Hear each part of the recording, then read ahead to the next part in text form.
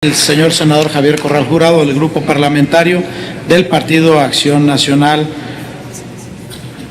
Tiene el uso de la palabra, señor senador.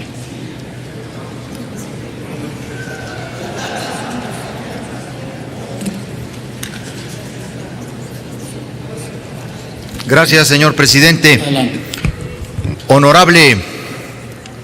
medio Senado de la República. La minuta que hoy se pone a nuestra consideración contiene avances en la ruta de establecer mecanismos que combatan la corrupción y mejorar la fiscalización de los recursos públicos. Son modificaciones y adiciones a la Constitución que merecen la aprobación, pero requieren ser contextualizadas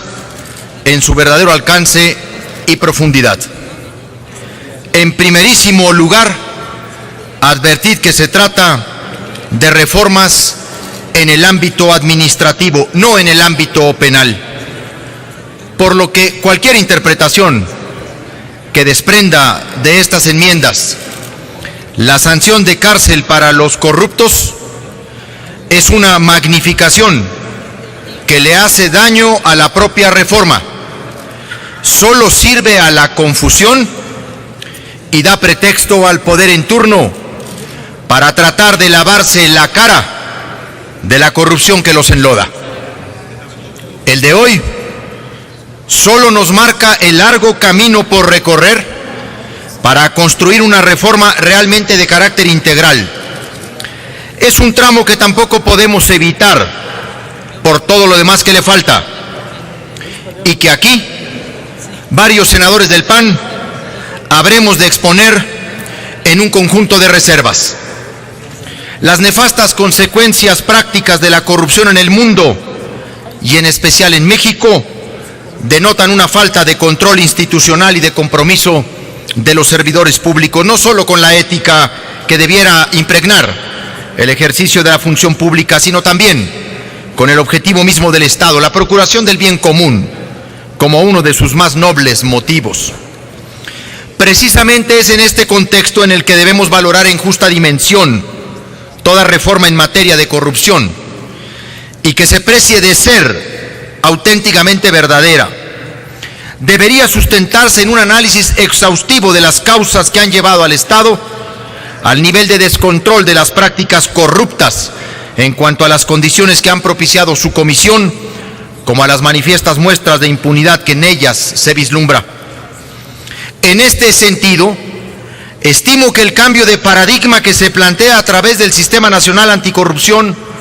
no debe ser otro que el realizar las reformas que el ordenamiento jurídico necesita y que por lo demás el país reclama. No basta entonces con anunciar en bombo y platillo la obtención de un consenso político traducido a un cambio normativo relativamente importante en la Constitución, más o menos meritorio. Ello no logrará satisfacer las demandas de los ciudadanos y parecen ser más constitutivos para propaganda política que de una mirada sistémica al flagelo tan patente como es este. México está cansado de intentos fallidos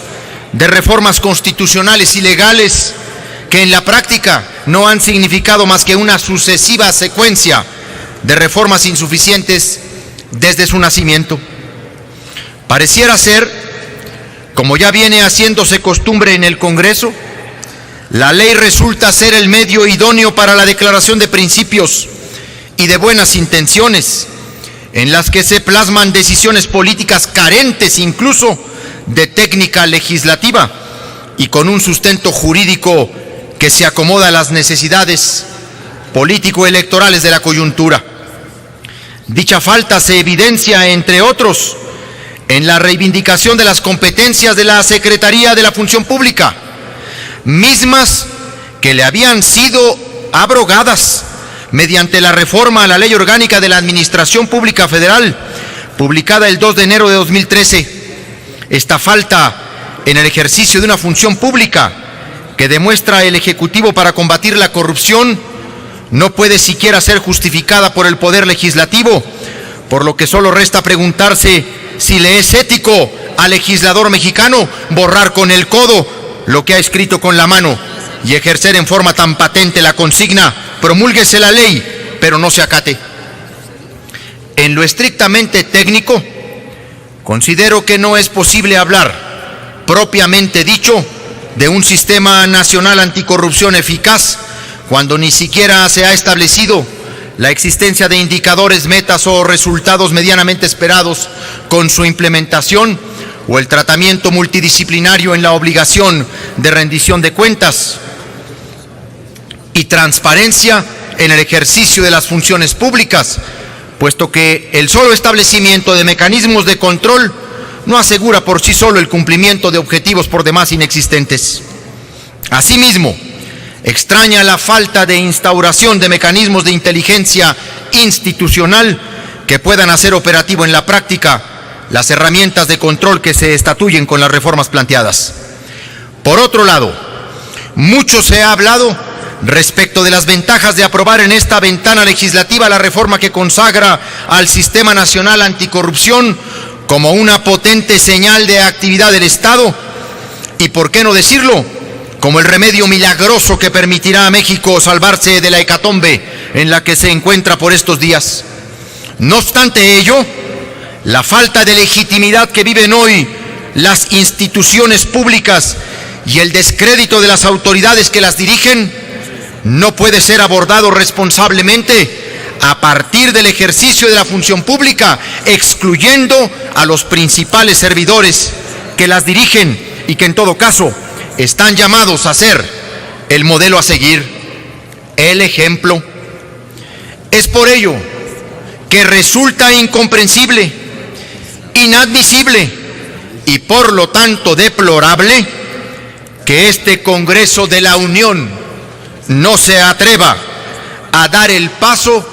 y establezca un sistema de responsabilidad directa y objetiva para la cabeza de los servidores públicos, el presidente de la República. Por eso no comparto la expresión, sometido por supuesto a la disposición del debate público, de quienes dicen que esta reforma cambia el régimen de responsabilidad de los servidores públicos. No es así. Desde el momento en que deja intocado al presidente de la República, la omisión de la reforma al párrafo segundo del artículo 108 constitucional es el resultado de un secreto a voces, un pacto de impunidad entre distintos actores políticos con el fin de perpetuar la invulnerabilidad de la figura presidencial a través de la subsistencia de la irresponsabilidad de éste. Al presidente de la República, ni con el pétalo de una rosa toca esta reforma. Así, la reforma planteada parte de una premisa equivocada: creer que el presidente de la República no se encuentra envuelto en actos de corrupción y que los altos funcionarios del Estado que cuentan con fuero constitucional no son generadores de actos de corrupción. La corrupción política navega como nunca antes por las aguas negras de un gobierno que borró toda línea de separación entre negocios y política en nuestro país. Los escándalos de las casas multimillonarias del presidente y de su esposa, las del secretario de Gobernación, las del secretario de Hacienda, las del consejero jurídico del presidente y las inverosímiles explicaciones que se han ofrecido al respecto dan cuenta del cinismo instalado y la imposibilidad ética, jurídica y política del actual gobierno para combatir realmente la corrupción en otros ámbitos y niveles de gobierno. Paradójicamente, el pacto de impunidad se ha reforzado con toda fuerza a partir de la propia debilidad del presidente de la República, no solo a pique su imagen, sino que ha fracturado de manera absoluta su investidura por la corrupción que ha desatado la irritación social como nunca. Terminaré señor presidente. Por estas razones, mi voto en lo general será a favor, pero presentaré un conjunto de reservas en lo particular. Debo destacar de manera principal la reserva al artículo 108 de la Constitución, para que el presidente de la República no solamente sea juzgado por traición a la patria y delitos graves así señalados por la ley, sino también por conflicto de intereses, por cohecho, por uso abusivo de facultades y funciones, por conflicto de intereses, y que pueda ser el presidente de la República sujeto a la responsabilidad de cualquier funcionario. Hay que acabar con el monumento a la impunidad presidencial que constituye el artículo 108 de la Constitución. Por su atención, muchas gracias. Usted, señor senador, tiene